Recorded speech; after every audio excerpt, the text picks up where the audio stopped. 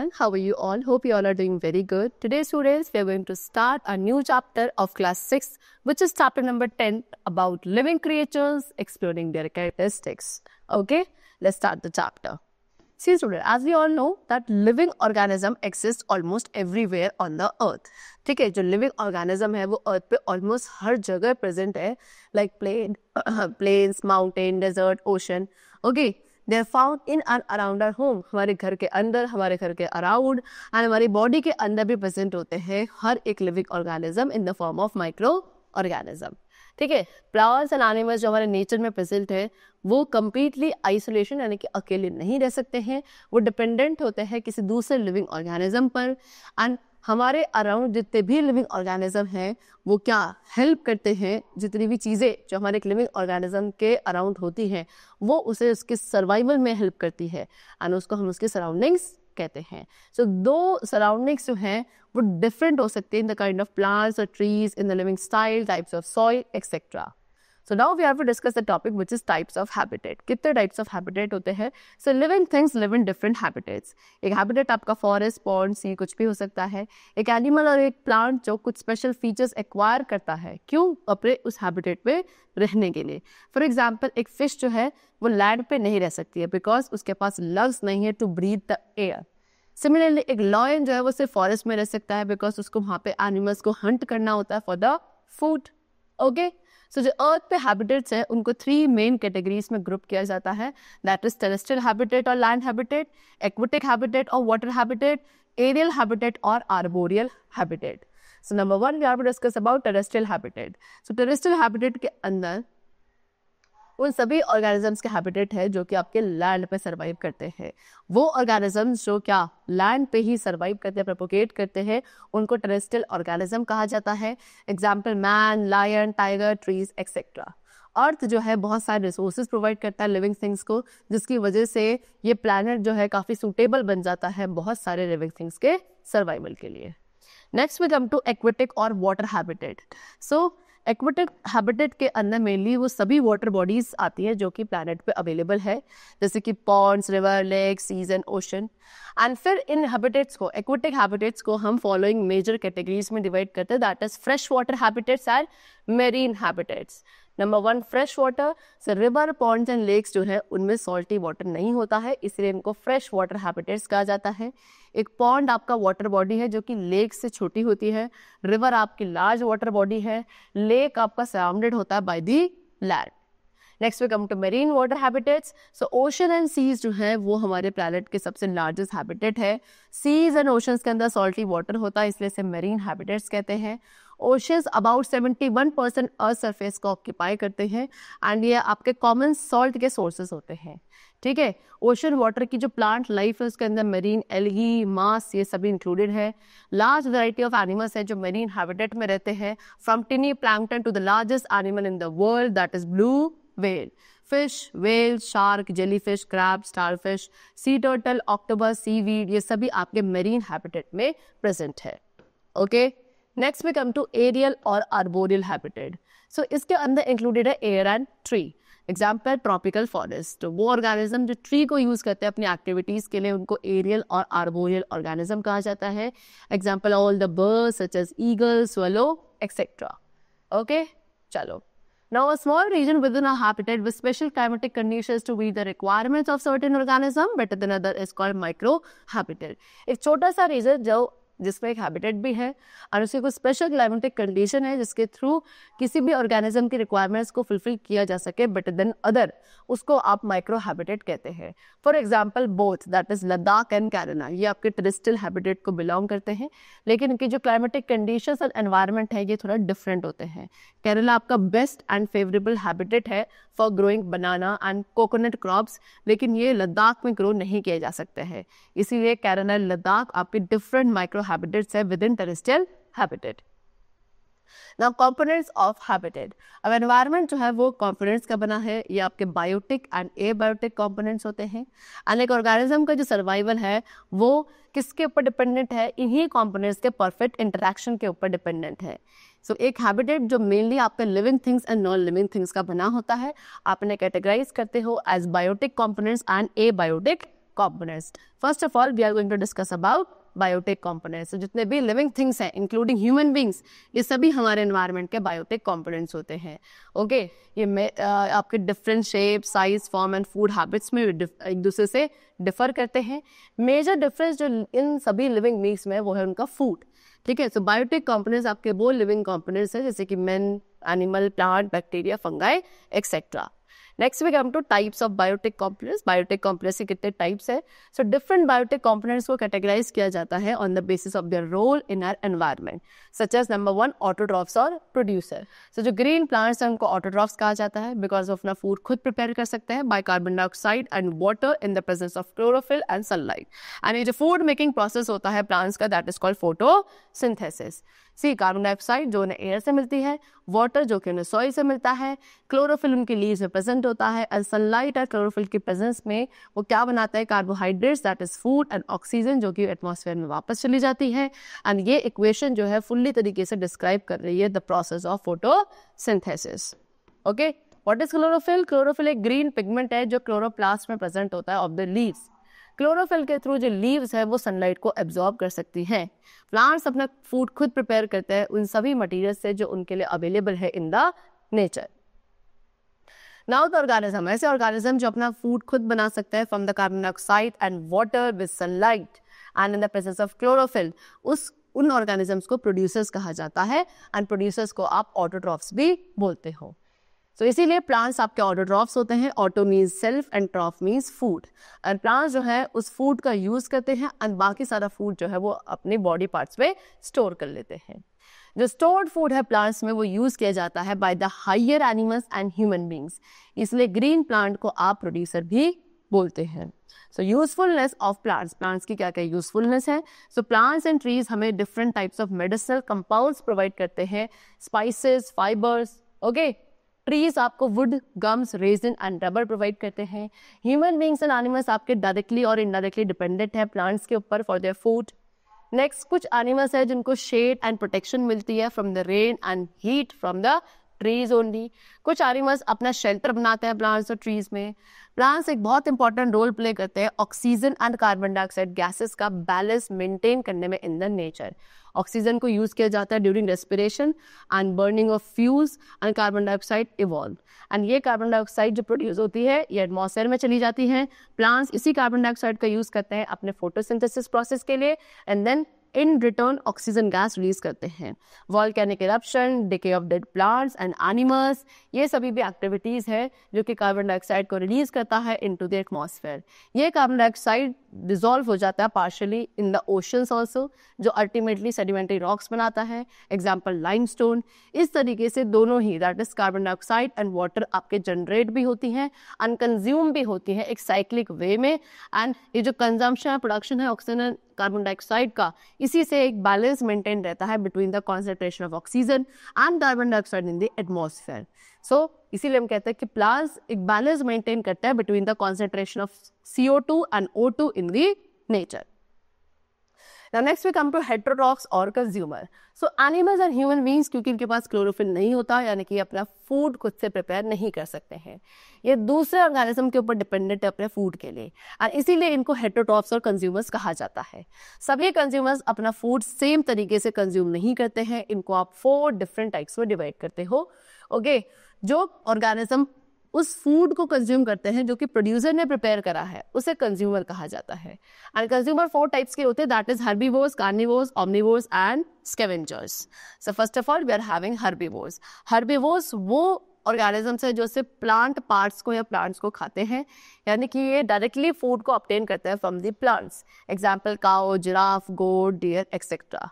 And वो organism जो plant या प्लांट प्रोडक्ट्स को खाते हैं as their food, they are called herbivores, and इनको आप प्राइमरी कंज्यूमर्स भी कहते हैं. Okay, next we come to carnivores. Carnivores क्या है? कार्निवोर दूसरे एनिमल्स को खाते हैं, ये प्लांट से इनडायरेक्टली फूड को डिराइव करते हैं, इनको आप सेकेंडरी कंज्यूमर्स भी बोलते हो, एग्जाम्पल लायन और वुल्फ. सो वो ऑर्गेनिज्म जो दूसरे एनिमल्स को खाते हैं उनको आप कार्निवोर्स कहते हैं, एंड इनको सेकेंडरी या सेकेंड ऑर्डर कंज्यूमर्स भी कहा जाता है. थर्ड में come to omnivores. Omnivores both यानी कि प्लांट एंड एनिमल्स दोनों को कंज्यूम कर सकते हैं. Example human being. ऐसे ऑर्गेनिजम्स जो प्लांट्स एंड एनिमल्स दोनों को खाते हैं उनको ऑमनिवोर्स कहा जाता है. And I have told you human beings are omnivores. Next में come to scavengers. Scavengers animals की डेड बॉडीज को कंज्यूम करते हैं. स्कैवेंजर्स वो लिविंग ऑर्गेनिज्म है जो डेड एनिमल्स के ऊपर फीड करते हैं. Example fish, flies, crow, dog, hyena etcetera, they all are scavengers. Now usefulness of animals. अब एनिमल्स की क्या यूजफुलनेस है हमारे नेचर में. सी एनिमल्स हमको बहुत सारे फूड मटेरियल्स प्रोवाइड करते हैं like milk, butter, ghee, curd, meat, eggs and honey. बहुत सारे क्लोथ फाइबर्स हमको एनिमल से मिलता है like silk, wool and fur. कुछ ऐसे एनिमल्स है like horse, ox, camel, elephant, donkey. इनको आप ट्रांसपोर्टेशन के लिए यूज करते हो for the goods and men. कुछ एनिमल्स को एग्रीकल्चर फील्ड्स में यूज किया जाता है for the purpose of ploughing and sowing. Jackal, crow, vultures जो है एनिमल्स की डेड बॉडीज को कंज्यूम करते हैं. इनको आप स्कैवेंजर्स कहते हैं. एंड जो ये वर्ड स्कैवेंज है इसका मतलब होता है यूजफुल थिंग्स को कलेक्ट करना from the waste that is thrown away. Okay, so इस तरीके से ये जो एनिमल्स है ये क्लीन अप जॉब करते हैं हमारे एनवायरनमेंट में. ठीक है. Now the next topic which we come to decomposers. So कुछ ऐसे माइक्रो ऑर्गेनिज्म है लाइक बैक्टीरिया एंड फंगाई जो डेड रिमेन्स बचते हैं प्लांट्स एंड एनिमल्स के, उसको डिकम्पोज करते हैं. एंड इन ऑर्गेनिज्म को डिकम्पोजर्स कहा जाता है.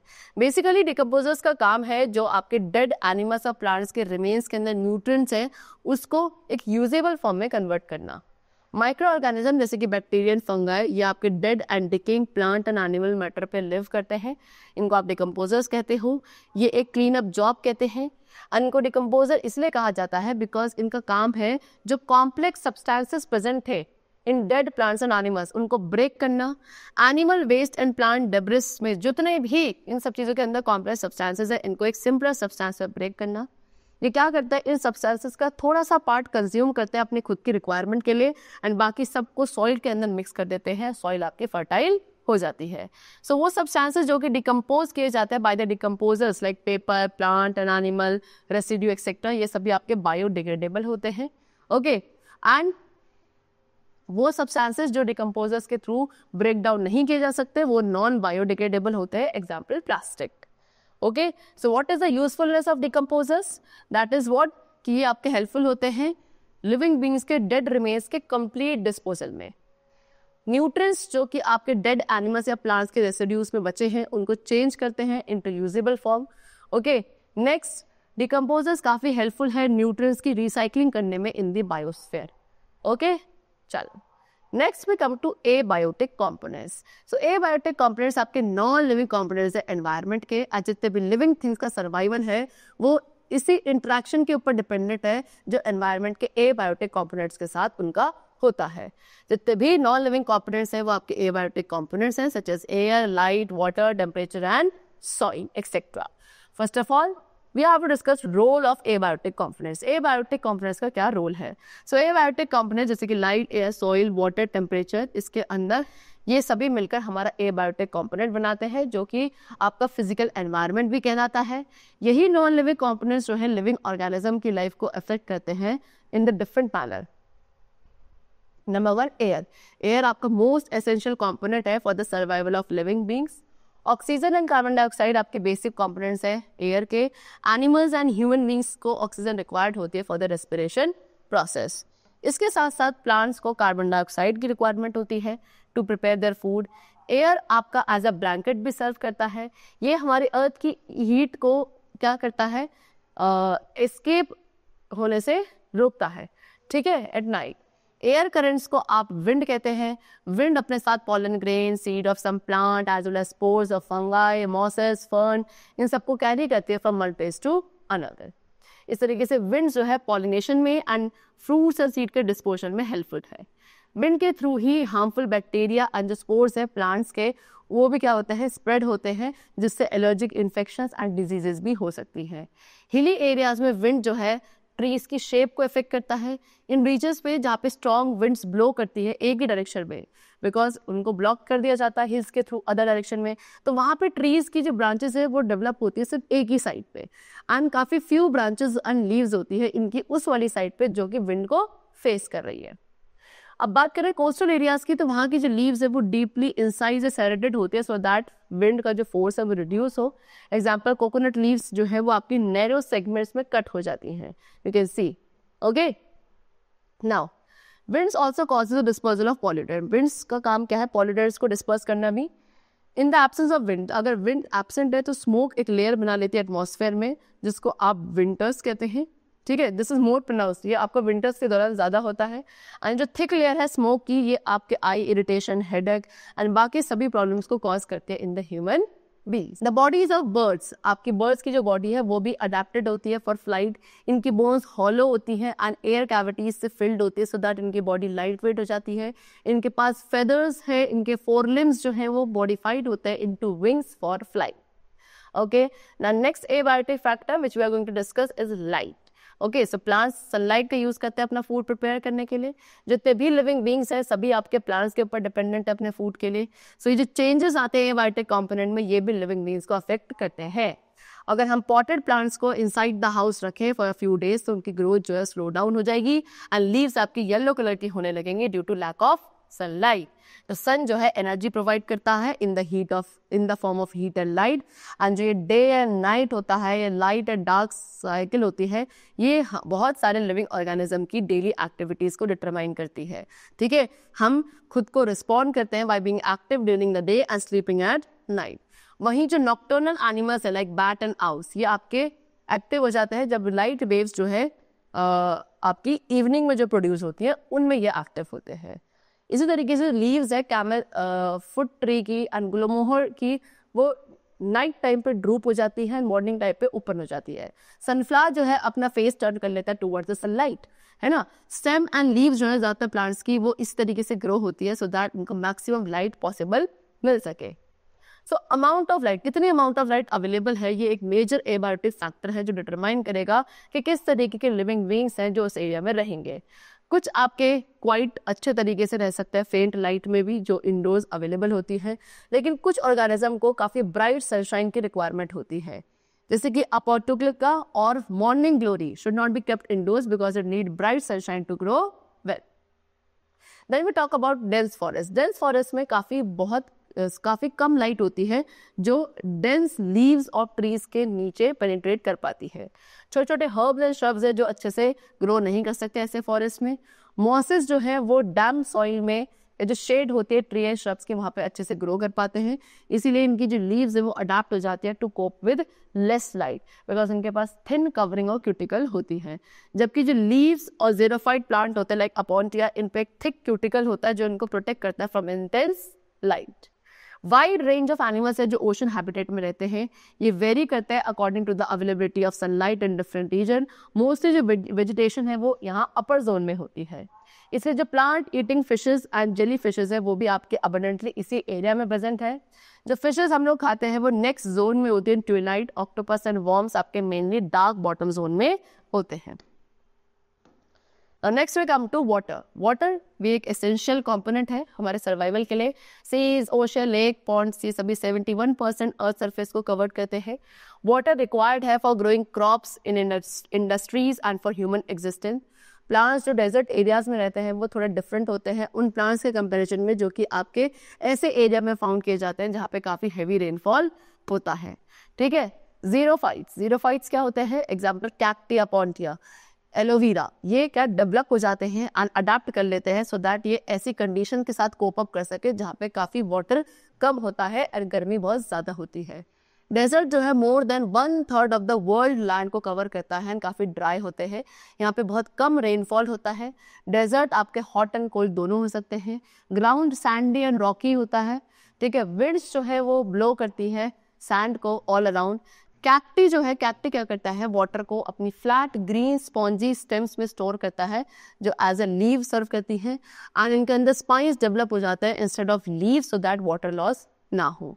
इसी तरीके से ज़ीरोफाइट प्लांट्स में काफ़ी लॉन्ग रूट्स भी होती है जो deep into the soil penetrate करके अंडरग्राउंड वाटर को यूज़ करती है। कैमल के पास भी स्पेशल फीचर्स होते हैं जो इस शॉर्टेज ऑफ वाटर के साथ कोप अप कर सकते हैं। कैमल के जो नोस्ट्रल्स हैं वो क्लोज होती है सो दैट जो सैंड है वो उनकी नोज के अंदर एंटर ना करे। कैमल्स जो है फॉर अ वीक और more than week without water survive कर सकते हैं एंड सेवरल मंथ तक सर्वाइव कर सकते हैं विदाउट फूड। ठीक है, ये अबाउट 32 गैलन्स तक वाटर ड्रिंक कर लेते हैं at one time. 32 gallons means 46 litres. ठीक है, ये फैट को स्टोर करते हैं अपने हम्प में. कैमल जो है बहुत कम यूरिन एक्सक्रीट करते हैं सो दैट वाटर लॉस ना हो. ठीक है, ये अपने टेम्परेचर को रेज कर सकते हैं so that not to feel too hot and drink large quantity of water at one time.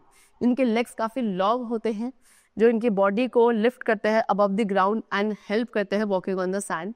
Aquatic plants and animals develop, यहाँ जो एक्वेटिक प्लांट्स एंड एनिमल्स है वो उनमें भी कुछ स्पेशल फीचर्स डेवलप हो जाते हैं to survive in water. Okay, the stem of this plant, इस प्लांट की जो स्टेप होती है वो ग्रीन एंड फ्लैशी होती है. फोटोसिंथेसिस इनकी स्टेप में होता है. स्टेप जो है काफ़ी अच्छा खासा अमाउंट ऑफ वाटर स्टोर कर लेती है जब वाटर अवेलेबल होता है. एंड लीव्स जो है वो रिड्यूस हो जाती है to spine so that water loss ना हो. ठीक है, एंड अब वो प्लांट्स जो वाटर में रहते हैं उनको हाइड्रोफाइट्स कहा जाता है बिकॉज इनके चारों तरफ large quantity of water present होता है सो दैट इन्हें वाटर के लिए सर्च ना करना पड़े. इनकी रूट्स पुअरली डेवलप्ड होती हैं. एंड बेसिकली दो टाइप्स के हाइड्रोफाइट्स होते हैं. नंबर 1 सबमर्ज प्लांट्स, ऐसे प्लांट्स जो कम्प्लीटली अंडर वाटर रहते हैं. Example hydrilla, vallisneria. ठीक है, इनकी लीव्स रिबन लाइक होती हैं, long and thin, so that जो स्ट्रॉन्ग वाटर करेंट्स है वो इनको क्या नहीं कर सके, टीयर ना कर सके, है ना. एंड वो प्लांट्स जो वाटर हैबिटेट में रहते हैं उनके पास कुछ स्पेशल फीचर्स होते हैं. ठीक है, चलो नेक्स्ट इज फ्लोटिंग प्लांट. जो प्लांट आपके वाटर सरफेस पे फ्लोट करते हैं या स्लाइटली बिलो इट होते हैं. Example water hyacinth, lotus, water lily.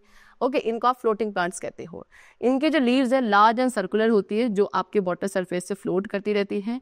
In plants के रूट्स या तो एब्सेंट होती हैं या पुअरली डेवलप्ड होती हैं, इसीलिए कि वाटर इनके लिए पास इजीली अवेलेबल होता है. एक कोटिंग भी इन लीव्स के ऊपर होती है जो इनको वाटर रेजिस्टेंस बनाती है जिसकी वजह से ये वाटर में डिके नहीं होती. इनकी स्टेम काफ़ी थिन एंड फ्लेक्सिबल होता है सो that water movement and pressure की वजह से ये क्या कर सके, बेंड कर सके.